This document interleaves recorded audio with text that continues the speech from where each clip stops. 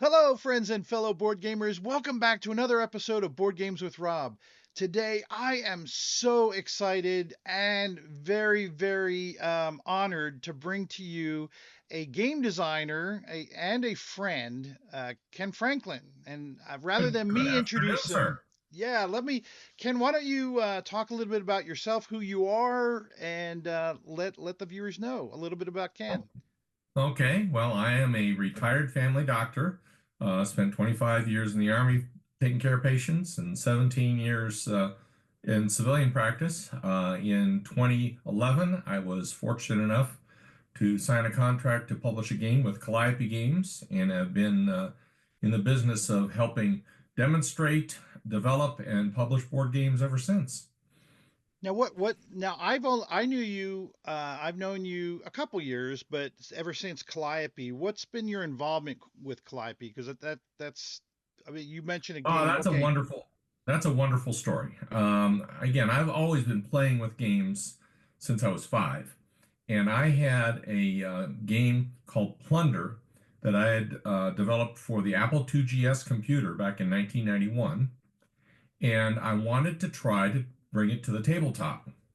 And so I had a baggie full of poker cards and poker chips, and my son, Matt, who's a graphic artist, was manning a booth at Gen Con 2011. And he said, "Why don't you come with me to Gen Con?" And I said, "What's a Gen Con?"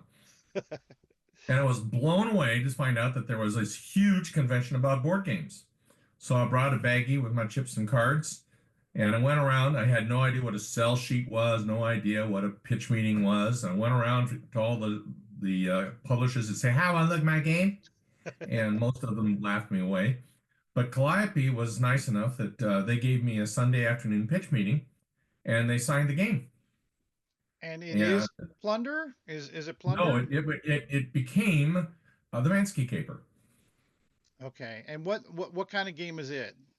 The Mansky Caper is a collaborative press your luck game where you're trying to get your money back from a ruthless mobster who has been making all of your life miserable.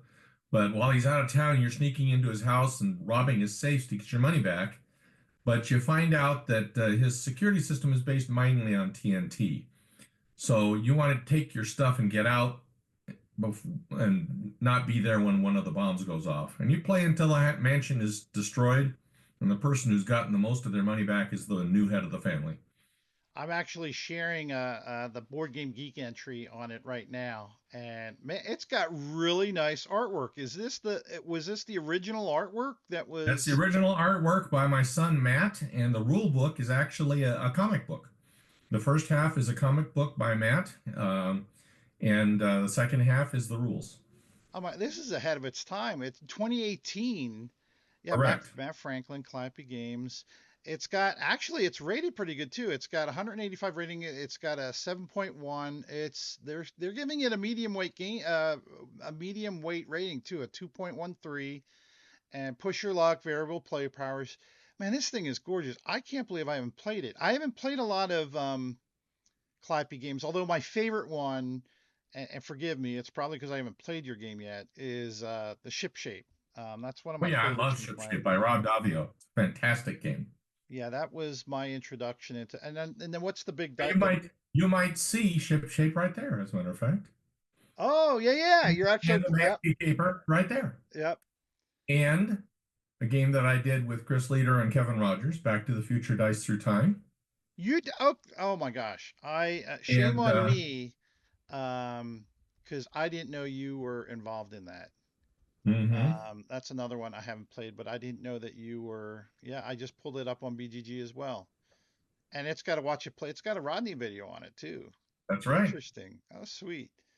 Well, okay. So Calliope, that's great. You've had a really good run with them. You're still involved. In fact, aren't you helping out at Gen Con Oh this yes, year? I am one of my part-time jobs now that I'm retired from medicine is I am the senior yeoman at Calliope Games, which means the old man who gets stuff done. And I help out with multiple things, including helping with game development. And I'm working with three projects, and I have a future game of my own design that right now is loosely planned for publication in 2026. by Calliope. Okay. And just, Ray and Chris and Michelle and Nikki and everybody in the Calliope family is very dear to me. And I always volunteer at all of their conventions that they go to. So you're still heavily involved with them, but the reason I brought you on, other than just really admiring you and considering you a friend, is you and I have kind of intertwined here recently in as much as you're involved in something that's very near and dear to me.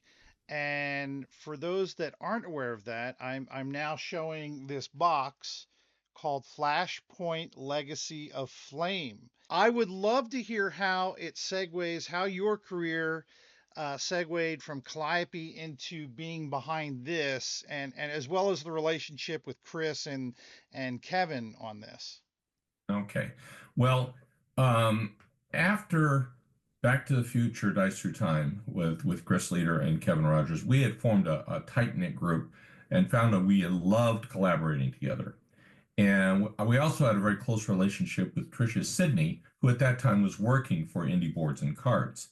And one night she had called me on a personal matter, and we'd settled that. And she happened to mention that she really wanted to see a legacy version of Flashpoint and that nobody had been able to do it. And I said, I could do a legacy version of Flashpoint if you give me a chance. She said, go for it. So after the next day, I called up Kevin and Chris, and we were all excited about it because we all loved Flashpoint, and we were all really looking for another game to work at together. And very quickly, we put together a demo of the concept and pitched it to Indie Boards and Cards, and they signed us to a contract.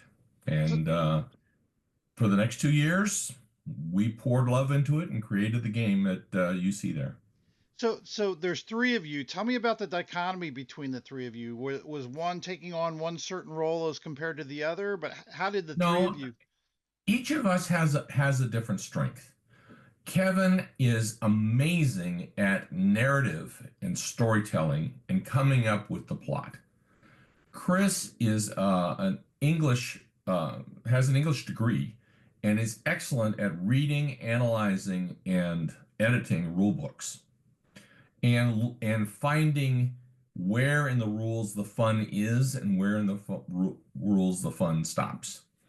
I'm very good at lateral thinking, which means I can come up with a solution when we get stuck, but I'm also very good at prototyping. I have a relationship with the Game Crafter, and I'm also experienced tabletop simulator. So even though they live in Plainfield, Illinois, and I live in Kalamazoo, Michigan, we were able to meet 2 to 3 times a week and practice testing the game as if we were sitting around the same table. And so that three sets of skills working together, it's amazing how fast we can get things done. And how long was the development process for it? We had the first 3 episodes done within 3 to 4 months. And then we presented it to Indy for testing. They saw it, they liked it, they gave us a little bit of feedback. And then over the course of the next, I'd say year, we pretty much had it finished. We handed it off, and then they took the development process. And with some designers and some publishers, once you hand it off, they don't want to listen to you. Indie was not that way at all. We worked right close with them all through the development process. If they had a concern, we took it and ran with it. And it was really a joy to work with the whole time through. Okay, so let's head over to the game and let's open it up and see what's inside this gigantic box. Now, one of the things I will start off by saying What are all is those that cardboard pieces for? I don't know. Maybe we should Oh, maybe. talk Oh, about no, no, that. that now I remember. I'm sorry, I might be able to. You should know. I do want to let people know, though, that there are no spoilers in here, other than, hey, I'm That's right. opening up the box, and these are the general components that are going to start the game off. And there's no, in other words, there's been no envelopes opened or things scratched or anything that you wouldn't find that is not intended for the prologue. Now there are two prologues, and to get you set for the game. So Ken, what is it that I'm seeing here? Let's start with maybe some of Okay. this stuff. Well, first of Boy, all, those are okay. See, those are the points of interest, which are normally either blanks or little individual people to rescue.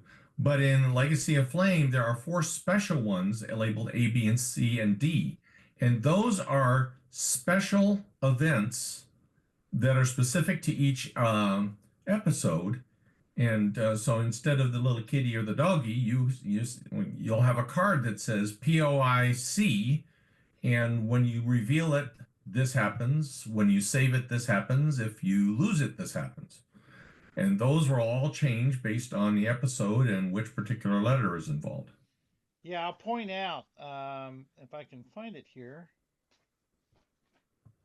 This is what Ken was referencing, this paragraph book, and it very eloquently tells me do not open. There's That's consequences right. if I open this, right? And when I But shouldn't. weasels will eat your eyebrows as you sit there. You won't, and it hurts. You don't want that. Yeah, I won't show you this, but this is the book that I've been in just twice now because we in our prologue we were able to figure out what the D and the A and the B were. There were only two of them in the prologue, and I will Right. say, and this is kind of important for those that are seasoned. You don't have to play prologue one and two, although I would highly recommend it. I have played a lot of Flashpoint, and I was playing it wrong. I was playing Legacy wrong. I had a couple rules that I remembered incorrectly or that were different here.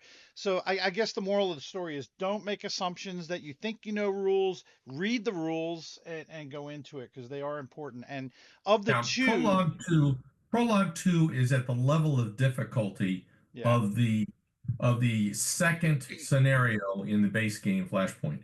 that's But good to it does know. show you the mechanics of the legacy system. And so I recommend Prologue 2 for pretty much everybody. Yeah, I would agree. Now, I haven't played one yet, but of the two, two is probably important because it introduces some of these special POIs Right. and a couple different mechanics that Right. will give you the basis, I guess, for episode one, I guess. That's correct. So let's keep. Oh, and you know what? One of the other things I should say for those that have played the original, the artwork looks very similar to what people Mhm. would expect. What is it? The same Yeah. files, Ken? What? Tell me about It's the artwork. well, it's been cleaned up a little bit by Bill Bricker, who's superb graphic designer on this game, and he's updated it, but it's very similar. It's designed to make you feel very familiar with the Flashpoint universe.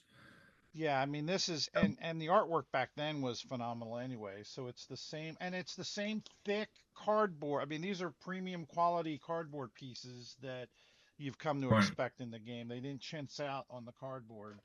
Right. What Now, are see some of the? the little white squares with the little black items. Those are new. Oh yeah. Each firefighter has its own special ability. In some of them, say you get an extra move or an extra extinguish or an extra chop or an extra something like Oh, there's a that. And walkie-talkie. those are designed for you to put them on that firefighter remind them that they have that extra action they can do each turn. Oh, that's kind of cool. And look at this. These are these the same sculpts? These were really good. They are. They're identical to the original Flashpoint sculpts. That is amazing. And there's six of them. So is this can play up to six players, Ken? Correct. Yeah, it's one to six players, although I do recommend if you're going to play it solo, that you play it with two or three firefighters because one firefighter going into this building, that's a dangerous situation. So you want to have some backup. So you want to have at least a small team helping you. Yeah, here's the other. These are the hazmats. Now, those are bad. Those are household chemicals or flammable things that if they catch on fire, they will go boom. You want to keep that from happening. You can carry those out, but that's the decision you have to make. Do you want to spend time carrying the hazmat materials out, or keeping the fire down, or rescuing the people? Because rescuing the people is what wins the game. And Yeah. those are the episode packs contain the events. Each episode has a series of events in a scripted order that turns each episode into a story. Things will happen to advance the tension and change the landscape of what's going on as you go through each episode. There's a And ton of them. There's was it one for it's every? designed to make this whole game feel like a miniseries. I mean, there's one for every. It looks like every episode has its own Correct. pack. I All the mean, way up through episode 12. now wait, there's this other thing in here. There's a. I think I know what this is. The fire deck. How many of these Yeah, are there? well, there are four. Fire Deck A is what you start with, Okay. but one of the things about this legacy game is after every fire, your characters get better. They get stronger, and they will get stickers that will increase their capabilities. Well, as the fighters get stronger, the challenges are going to get stronger too, and that's why you have a different fire deck for later episodes. Now, not only that, but there. Look at this. There are a ton of envelopes. There's this one. It's kind of a medium size. Now, this one I'm really interested in. I mean, look at how thick that is. I mean, that doesn't even have a number on it. Yeah, it's number four. Oh no, It's okay, yeah, on the hill. 4 2, yeah, okay. That's thick. I bet you I know someone that is on this video that knows what's inside these.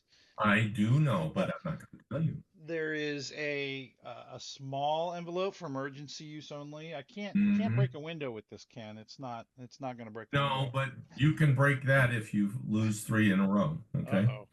There's these, some reserve envelopes to put stuff in and save the state of the Right. game. Now this one has me intrigued. This thing's as big as the box. Hmm. And it's got I You're can't going open that. to open that at the start of episode one. Oh, well, cool. Now, what I do like is many of you will remember, many of the people watching will remember the boards from the past games. And what was unique about that, the sell point of the game is the base game came with a map or two, and then that's what all the expansions were, right? Is yeah, it introduced a couple different mechanics, but mainly it was Right. introducing different boards. Well, look at Yeah. this. In this legacy game, you have these two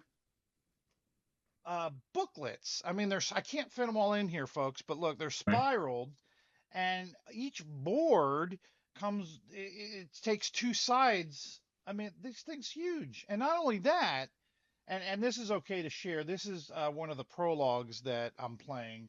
But Right. again, the artwork's very similar to what you'd expect to see. It's got all the rooms and the doors and the place for damage markers and the Right. outside and the grid, right? And I don't know if This this. game, this game comes with 14 Yeah, maps. yeah. Look at. Well, I don't. All right, I don't want to spoil anything, right? But they're all double-sided, and I do want to kind of tease something. Um, okay, ready? I'll do this real quick. Okay. All right. Boom, boom. Oh, deploying It- spoiler police. Okay, it's you're right. outside, Ken. What's up with Right. that? You're Okay. outside. I thought like But yeah. Okay. the point is that the box would have been incredibly heavy and the game would have been ridiculously expensive if we had included all 14 maps. So that's why we came up with the board books instead. Yeah, but that simple fact, I mean, did you hear that, guys? That the simple fact that it comes with 14 boards, regardless of whether or not they're thick boards, I kind of like the mat. This is really neat, and it's really good. You guys didn't chintz out on the paper. This is really thick paper, and it's bound really Yep, nice. that's Um, correct. yeah, it's they you guys didn't chintz out on the components. They're really good components. And then lastly, yeah, the paragraph book that shall not be opened. But then you've got the rule book, and it's very well written. If you read it, I made the mistake of glossing over it, and we had a hard time winning some of the games because there were some rules I made some assumptions on, and I got to really appreciate Ken's. Ken was there to kind of watch some gameplay and help me out and make me aware, Rob, you need to read the rules. So I have a newfound respect for owners and designers of games who answer tons of questions on Board Game Geek about rules questions, knowing in the back of their mind, well, they didn't read the rule book. That should drive people crazy. But I'm not going to go through all this because although it does a really good job explaining the book, or I'm sorry, the rules, there are, it looks like rule sets for each individual game, Ken?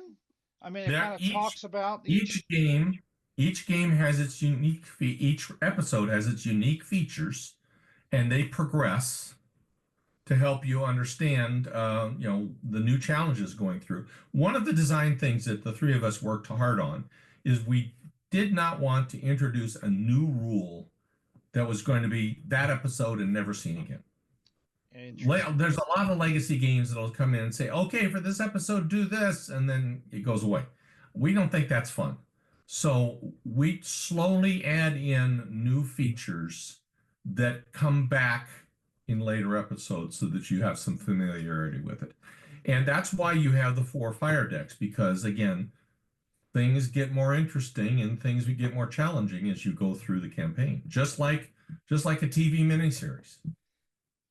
Interesting. Well, folks, that is the components of this. But I'll tell you what, prior to our scheduling this interview, Ken had reached out to me and let me know about the future of Flashpoint. It doesn't end here.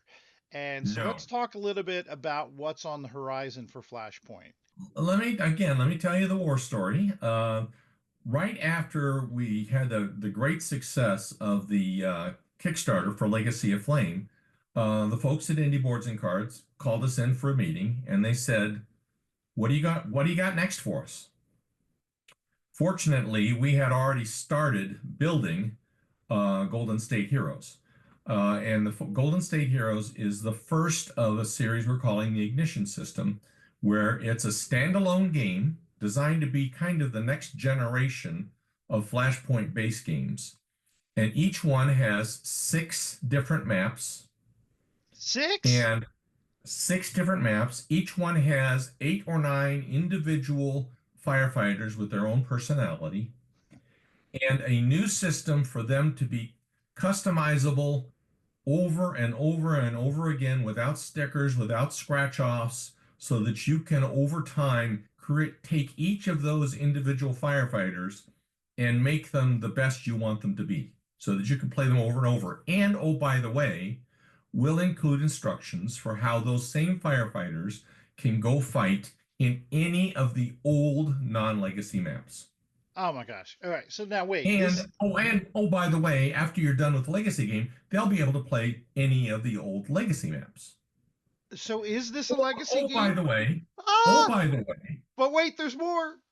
during the Kickstarter, we're going to unlock the means for all of the characters for the original Flashpoint series, from the CAFS firefighter to the rescue dog. And you can put any of those into the Ignition System and play any of these maps or any of the original Flashpoint maps. Oh my gosh. I'm scared to say anything because you're going to interrupt with a but wait, there's more. No, This that's that. The point is that the Golden State Heroes is a set of 6 different calls set with a group of firefighters. In this case, they're called Gold Company, and they're kind of the special forces of firefighters. And they go in for the unique situations that can occur. We started work on this before the wildfires in Los Angeles, Gotcha. and we want to make a point of honoring the LA firefighters um, with what's going on here. But these were our specific maps that um, you think of when you're thinking about California. There's a theme park, there's a sound stage, there's a yacht, there's an oceanside Tony Stark style duplex with glass floored um, balconies overlooking the ocean. And of course, nothing could go wrong there. There's Oh, a tunnel with one end closed, and there's a freeway overpass that's been damaged by an earthquake. And so each of those has their own special challenges. so now the what's actually kickstarting? Just that first game with the 6 maps, the scenarios That's featuring. correct. So Right, what are but you can also go back on add-ons and get the okay? stuff that you missed in Legacy of Flame or any of the old Gotcha. Flashpoint games. And then there's a future of different settings for these, is what you're saying? There'll be other Well, it Flashpoint. is it is our hope that we will have future Flashpoint Ignition System standalone games, each of which is set in a specific area of the country or a specific theme, and introducing a new set of 8 or 9 characters. Oh wow. That is neat. When So we're hoping to release one of these about every year for as long as people will buy them. so when is this launching, Ken? I know the page Uh, just went up. yeah, Golden State Heroes is launching on Tuesday, May 27th. Oh, that's not too far. That's 11 days from now. So you can join the 100 plus people who have already gone to the Kickstarter pre-launch page and sign up to be notified when it launches. Yeah, I will put a link up on that page. Oh man, that is really neat, guys. And gosh, more Flashpoint content and 6 maps. I'm looking forward to what the future. Man, I got to get through Legacy of Flame first, and I'm really excited about that. I mean, it's like we had this dry run of Flashpoint for many many years, and now it's come back in full force. This is great. Well, Ken, I have really, gosh, I've enjoyed having you on the channel, first of all. I've been wanting to do this for a long time, and I thought that Flashpoint was an excellent segue to get that done. I'm impressed. And I know the team is beyond you. I know it involves Chris and Kevin, and you guys Yeah. have known each other a real long time. Can you tell me some of the other things that both of them have going on, maybe that we could share with the Well, viewers? Chris and Kevin came up with an amazing pocket-sized co-op game called Mass Transit, which is an excellent, excellent 2 to 6 player cooperative game in a box this big. Oh, wow. Okay, that is a very good seller, and where you're trying to get all the commuters home because it's the end of the day, they want to get home to their houses. Unfortunately, the infrastructure to get them home hasn't been built yet. So your job is to build it. All right, so I've got Mass Transit up. Ken, you're holding a copy of it. I didn't realize it Right. was this old. I am Yeah. again a big fan of cooperative games, and And one of the nice things about mass transit is that it is a co-op game that is almost impossible to quarterback. oh, good. Each of you has a hand of 4 cards, and on your turn, you have to play at least 2 of them. But because you can't see anybody else's cards, you're not sure what they're going to be able to do. So everybody has their own decision making to do. And that's one of the things that I believe makes it a truly standout game. Great. And it plays very quickly. A game, 30 to 40 minutes every playthrough, and so it's got a let's play it again factor that's very high. I like your shirt, Ken. Thank you.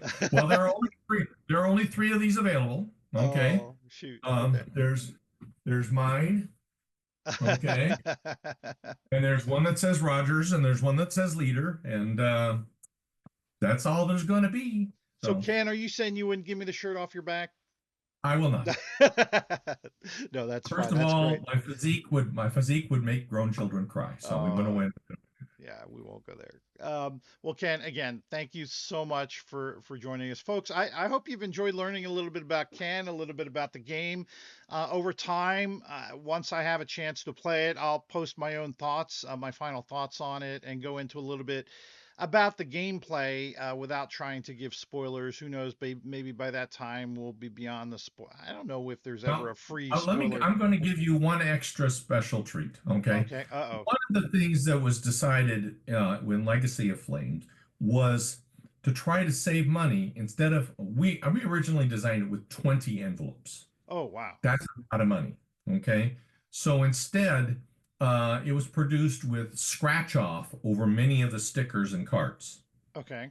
That's a lot of scratch off. And if you do it with a quarter, it's going to take a lot of time and depends on how hard you do it. Well, Chris Leader and some friends pointed out this is something that you can get on Amazon. I got Okay. those. I got those based upon your And suggestion. these are the way to go for scratching off stuff. It's very easy. You can just scratch it all off very quickly and it solves the problem. Thanks. You know what? I'll put a link for those into the video. I haven't actually gotten to any scratch offs. I don't even know what you're talking about. They're not in the prologue Soon, yet, but oh, very actually I've soon. seen them. I've seen some of them, I think, on the player cards, but we haven't had a use Hmm. for them yet, and I didn't know when That's we would right. be scratching them off yet. Nothing's told us to scratch anything off. So, Right. yeah, I'll put a link on people may find that useful. I'll put that in the video. Thanks for sharing. All Well, right. again, the whole idea is for you to have a good time.